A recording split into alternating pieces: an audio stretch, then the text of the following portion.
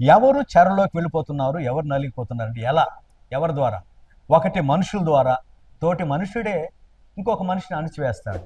రెండవది అపవాది సాతానుడు మనుషులను అణిచివేస్తాడు.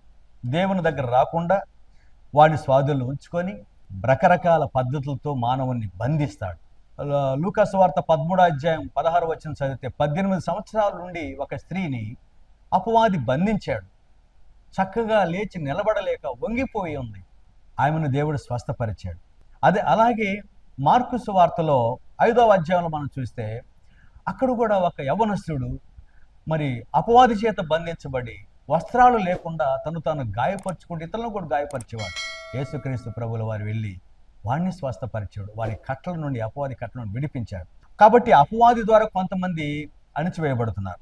మూడవది పాపము ద్వారా కొంతమంది అణిచివేయబడుతున్నారు.